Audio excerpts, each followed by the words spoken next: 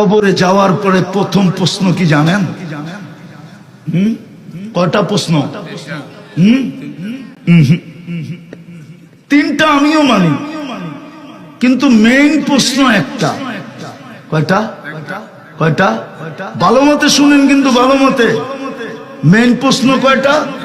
এটা ইমাম বুখারী লেখছে, আমি লিখি নাই। ইমাম মুসলিম লেখছে, আমি লিখি নাই। কিতাবুল জানায়েজে লেখছে। আমি 2 দিন আগেও পড়াইছি, আজকেও জোহরের পরে পড়াইছি।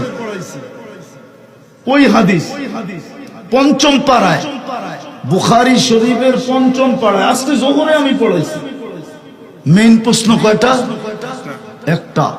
এটা পারলো তো বাকি 2টা ওকে ওকে হয়ে গেল। এটা পারলো না তো বাকি 2টা ওকে হইল না। 3টা আমি মানি, আবু দাউদ শরীফে আছে। কিন্তু ইমাম মুসলিম, ইমাম বুখারী রহমতুল্লাহি আলাইহি, উনারা একটা লেখছেন, মেইন প্রশ্ন একটা, মা কুনতা তাকুলু ফি হাযার রাজুলি লিমুহাম্মাদিন। তুমি দুনিয়াতে মুহাম্মদুর রাসূলুল্লাহর আদর্শে কতটুকু আদর্শবান ছিলা বলো? কতটুক তার রঙে রঙিন ছিলা বলো? তার সম্বন্ধে তোমার কতটুকু ধারণা ছিল বলো? কতটুকু তুমি তাকে চিনতে বলো? কতটুকু তার আলোচনা করতে বলো? কতটুকু তার সম্বন্ধে পড়তে বলো? এটাই জিজ্ঞেস করা হবে। কালকে এই চেহারাটা আল্লাহকে দেখাবেন কি করে? মুহাম্মদুর রাসূলুল্লাহর সামনে দাঁড়াবেন কি করে? আপনি বলবেন ভালোবাসি? আরে আপনি তো গাদার সমান বাসেন না, গাদার সমান। রাগ হয়ে যাবেন?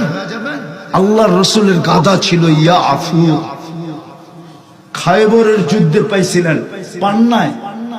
খায়বরের যুদ্ধের মাল যখন জমা হয়েছে, তো গাদা আল্লাহর রাসূলের সাথে আরবি ভাষায় কথা বলছে। আয়েশা বলছে, ইয়া রাসূলুল্লাহ, আমার পূর্বপুরুষের পিঠে নবী ব্যতীত কেউ ওঠে নাই, আপনি আমাকে আপনার খেদমতে নিবেন?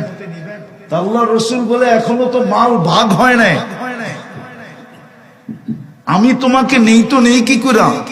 তো সাহাবায়ে কেরাম দেখা বলতেছে, ইয়া রাসূলুল্লাহ, ভাগ হইতে হবে না, আমরা সবাই দাবি ছেড়ে দিলাম, আপনি নিয়ে নেন।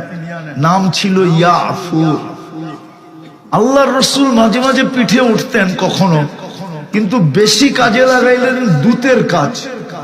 সাহাবাদেরকে চিনতেন, বাড়ি চিনতেন, যাকে ডাকতে হইতো আল্লাহ